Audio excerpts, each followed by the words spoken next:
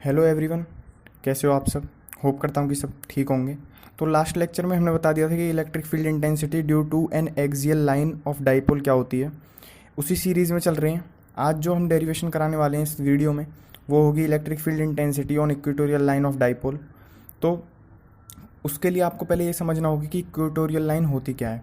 जैसे कि मैंने यहाँ डाइपोल बना लिया, ये प्लस क्यू नीचे बना लेता हूँ थोड़ा, क्योंकि ऊपर वो कंपोनेंट्स वगैरह ब्रेक होंगे तो थोड़ी दिक्कत आई। यहाँ पे प्लस क्यू आ गया, यहाँ पे माइनस क्यू आ गया, ठीक है।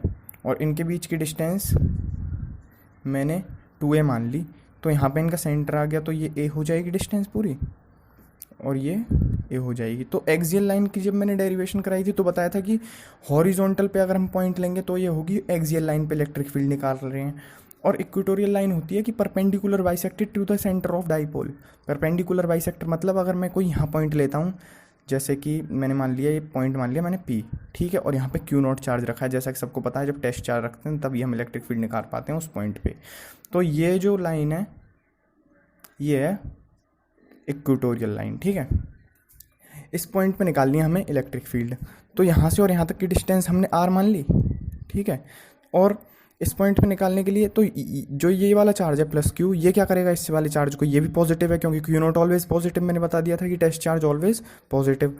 तो ये क्यू नॉट को अट्रैक्ट करेगा, अट्रैक्ट नहीं सॉरी रिपेल करेगा अपनी उस तरफ की साइड, क्योंकि ये भी पॉजिटिव है ये भी पॉजिटिव है, तो ये इसको रिपेल करेगा।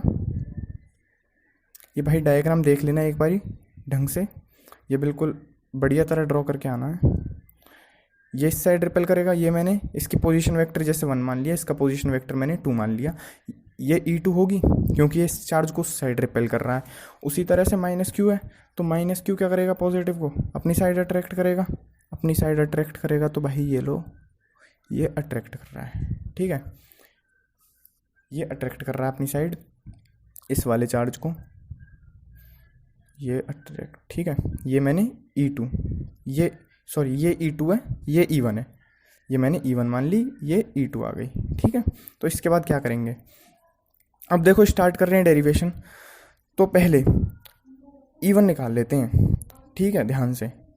अरे हाँ, एक चीज़ तो रहेगी, इसका रिजल्टेंट भी तो आएगा तभी तो ई नेट निकलेगी। जो इसका रिजल्टेंट आएगा ना, हम एक्सियल में क्या कर रहे थे हमें ये तो याद है, जब एक्सियल थी E1 यहाँ आ रही थी, E2 यहाँ आ रही थी, तो हम माइनस कर देते थे। उसी तरह से अगर E1 यहाँ आती है, E2 यहाँ आती है तो हम प्लस कर देते हैं। बट इसमें तो कहीं भी नहीं आ रही भाई, इसमें तो एक्स एक्सेस या वाई एक्सेस में है ही नहीं इलेक्ट्रिक फील्ड। तो क्या करेंगे उसके लिए, कंपोनेंट्स ब्रेक होंगे इसमें। जैसा कि 11th क्लास में देखा होगा कि कंपोनेंट्स ब्रेक होते थे। यहाँ E1 है, यहाँ E2 है, और इनके बीच का एंगल अगर थीटा, मतलब इसके बीच का एंगल अगर थीटा है, इसके बीच का एंगल अगर थीटा है तो सॉरी सॉरी सॉरी सॉरी ये नहीं है इसमें, रुको एक मिनट दोबारा बताते हैं। यहाँ पे अगर E1 है, ठीक है, और यहाँ पे E2 है, ये है E2, ये तो वाई डायरेक्शन में, ये वाई या एक्स एक्सिस में नहीं है। और जो चीज़ वाई या एक्स एक्सिस में नहीं होती जब होते हैं कंपोनेंट्स ब्रेक, तो E2 के कंपोनेंट्स ब्रेक होंगे, ठीक है। यहाँ पे आ जाएगा E2 कॉस थीटा, इन दोनों के बीच का एंगल मैंने थीटा मान लिया ना। यहाँ पे आ जाएगा E2 कॉस थीटा, और यहाँ आ जाएगा यहाँ पे E2 साइन थीटा। उसी तरह से यहाँ पे भी कंपोनेंट्स ब्रेक होंगे इस वाले डायग्राम में। तो कैसे करेंगे उसको, यहाँ इन दोनों के बीच का एंगल मैंने थीटा मान लिया, इन दोनों के बीच का एंगल मैंने थीटा मान लिया, ठीक है। तो ये थीटा है तो ये भी थीटा होगा भाई। अरे यार, ये थीटा है तो ये भी थीटा ही होगा, ठीक है ना। उसके बाद अगर ये थीटा है तो ये भी थीटा होगा, ठीक है ब्रो। आगे देखते हैं, जब ये E1 है तो E1 कॉस थीटा यहाँ पे आ जाएगा, ठीक है, E1 कॉस थीटा। उसी तरह से ये E2 है तो E2 कॉस थीटा भी यहाँ आ जाएगा, E2 कॉस थीटा। आया समझ, क्लियर। और उसी ऊपर की साइड आ जाएगा E1 साइन थीटा, और नीचे आ जाएगा E2 sine theta, sorry E2 sine theta. तो ये दोनों तो आपस में कैंसिल ही हो गए, है ना। अपोजिट जब फोर्स लगेगी, ये फोर्स यहाँ लग रही है, ये फोर्स यहाँ लग रही है, दोनों मतलब उस चीज़ को, उस पॉइंट को बैलेंस कर देंगे तो फोर्स कितनी लगेगी, फोर्स कितनी लगेगी, 0। बट यहाँ पे क्या हो रहा है, ये उसी तरह से यहाँ पे भी यही हो रहा है कि यहाँ पे ये फोर्स यहाँ लग रही है, यहाँ पे ये फोर्स यहाँ लग रही है, तो ये दोनों आपस में कैंसिल हो जाएंगी, नेट फोर्स बचेगी ये वाली E1 cos theta plus E2 cos theta. अब निकाल रहे हैं इलेक्ट्रिक फील्ड, ठीक है, नेट ये आएगी, बताता हूँ अभी कैसे। पहले E1 निकाल लेते हैं, ठीक है। E1 इलेक्ट्रिक फील्ड का फॉर्मूला क्या था, KQ/R²। अब यहाँ से और यहाँ तक की डिस्टेंस भी निकालनी है हमें, R चाहिए, क्योंकि R के लिए क्या करेंगे, hypotenuse square is equals to base perpendicular square plus base square, ठीक है। तो ये हाइपोटेनियस मान ली मैंने, तो इसको निकालने के लिए पी स्क्वायर क्या है, परपेंडिकुलर क्या है, ये R² plus base square A² और H²। H जब निकालेंगे तो √R² प्लस A²।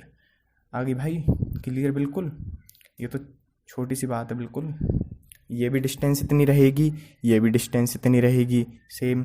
तो E1 निकालने के लिए KQ/में R² √R² प्लस A² का होल स्क्वायर, ठीक है। उसी तरह से E2 भी सेम आ जाएगी, KQ माइनस को तो लेंगे नहीं, बताया था पोटेंशियल में लेते हैं माइनस, इलेक्ट्रिक फील्ड में नहीं लेते। तो KQ/में √R² प्लस A² का होल स्क्वायर सेम आ गई, इससे ये कट जाएगा, इससे ये कट जाएगा। इन दोनों को मैंने लेट कर लिया, E मतलब लेट का मतलब है E1 इक्वल्स टू E2, दोनों तो इक्वल हैं, तो इन दोनों को इक्वल मान लिया मैंने E के ही, ठीक है भाईजान, इन दोनों को मैंने इक्वल मान लिया E के। तो अब क्या करेंगे, E नेट बताया था मैंने, क्या निकला भाई, E नेट, इन दोनों को ऐड कर देंगे, वो दोनों तो कट गए, ये दोनों एक ही डायरेक्शन में है तो ऐड कर देंगे, E1 cos theta plus E2 cos theta, ठीक है। आगे बताते हैं, E1 cos theta plus E2 cos theta, तो E नेट क्या आया भाई हमारा, E1 cos theta plus E2 cos theta, ठीक है।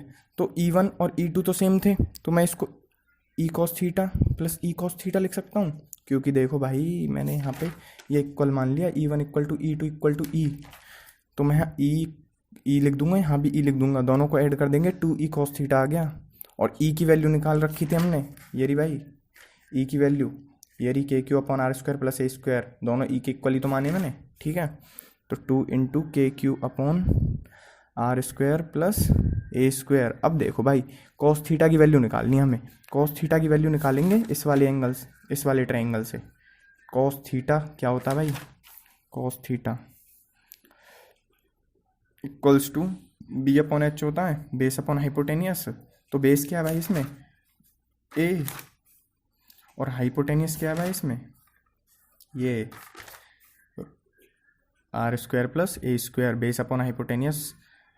तो इसको आगे स्टडी करते हैं, cos थीटा की वैल्यू इसमें पुट होगी, cos थीटा, ठीक है। तो E नेट इक्वल्स टू 2 × KQ/में R² plus A² into A/√R² plus A², ठीक है भाई। cos थीटा की वैल्यू पुट करिए सिंपली, और कुछ नहीं किया मैंने। तो E नेट निकालने के लिए अब क्या करेंगे,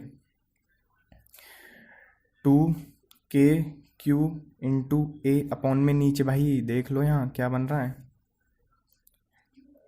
R² प्लस A² की पावर 3/2 कैसे हुई है, इसकी पावर 1 पहले से ही है, इसकी पावर 1/2 है, उन दोनों को प्लस कर देंगे, मल्टीप्लाई में पावर ऐड हो जाती हैं, तो आ जाएगा 3/2, ठीक है। अब देखो ऊपर मैंने बताया था डाइपोल मोमेंट का फॉर्मूला P = Q × 2A, बन सकता है भाई, बन सकता है कि नहीं बन सकता, बन सकता है, बिल्कुल बन सकता है। तो K बाहर ले लिया, Q × 2A यहाँ पे आ गया, अपॉन में R² प्लस A² की पावर 3/2, क्या बन गया ब्रो, फॉर्मूला बन गया डाइपोल मोमेंट का। बस पुट करो, कहानी ख़त्म, R² प्लस A² की पावर 3/2 E नेट। कुछ नहीं है, लास्ट जैसे लास्ट वाली डेरिवेशन में मैंने क्या बताया था, R² is very greater, R को मैं ग्रेटर मान लेता हूँ वेरी ए से, मतलब इस वाली डिस्टेंस को मैं इस वाली डिस्टेंस से बहुत ज़्यादा मान लेता हूँ। तो क्या हो जाएगा, E नेट क्या आ जाएगी, A को मैं नेगलेक्ट कर दूंगा, तो KP/में R² की पावर 3/2, ठीक है। इन दोनों को मल्टीप्लाई करूँगा, 2 से 2 कट जाएगा, तो ई नेट कितनी आ गई हमारी, के पी अपॉन में आर क्यूब। ठीक है भाई, दोबारा बता देता हूँ एक बार, ये दिखानी हो तो वीडियो में। यहाँ पे के क्यू इंटू 2a था, पी का फॉर्मूला बन गया, पी रख दिया मैंने। यहाँ पे आर स्क्वायर ये इतना ही था, मैंने आर को बहुत ज़्यादा बड़ा मान लिया ए से, उसके बाद आर स्क्वायर बचा, ए को नेगलेक्ट कर दिया, ए को हटा ही दिया हमने, उसकी पावर बची 3/2, स्क्वायर से स्क्वायर गया, तो ई नेट हमारी कितनी आ गई, ई नेट हमारी कितनी आ गई भाई, के पी अपॉन में आर क्यूब। ये है ई परपेंडिकुलर, ठीक है। और ई एक्सियल कितनी आई थी भाई, 2kp अपॉन में आर क्यूब, मतलब E perpendicular is equals to 2 into E axial, कह सकते हैं, बिल्कुल कह सकते हैं। ये थी हमारी डेरिवेशन आज की, electric field at equatorial point due to an dipole. तो अगर समझ आ गई हो तो वेल, एंड अगर नहीं आई हो तो भाई एक बार पीछे करके दोबारा देख लेना वीडियो को, पक्का आ जाएगी, बिल्कुल डन, 100% है। बिल्कुल बढ़िया तरह एक कॉन्सेप्ट बताया, क्या चीज़ थी, जैसे कि आपको CBSE में लिख के आना है, बिल्कुल सेम वही है, बस ये थोड़ा डायग्राम मैंने थोड़ा बिछा बिछा बना दिया है, ये आपको खुला बनाना है थोड़ा, मैंने तो बस ये थोड़ा सा पेज ज़्यादा लेना था, तो सॉरी उसके लिए, कोई बात नहीं। चलो आगे मिलते हैं अगली वीडियो में। Electric field due to an dipole on any point, मतलब किसी भी पॉइंट पे निकालेंगे। यहाँ पे तो हमने परपेंडिकुलर पे निकाल लिया, हॉरिजॉन्टल पे निकाल लिया, अब हम कहीं भी रख देंगे ना, किसी भी पॉइंट पे रख देंगे उसको, पॉइंट चार्ज को या टेस्ट चार्ज को, वहाँ पे हमें इलेक्ट्रिक फील्ड निकालनी होगी। ठीक है, मिलते हैं कल उसी वीडियो के साथ। ये सीरीज़ चल रही है हमारी डेरिवेशन की, जिसने अभी तक चैनल सब्सक्राइब नहीं किया सब्सक्राइब कर लो, लाइक कर दिया करो भाई अगर बढ़िया लगती हो तो video. So thank you and पढ़ते रहें।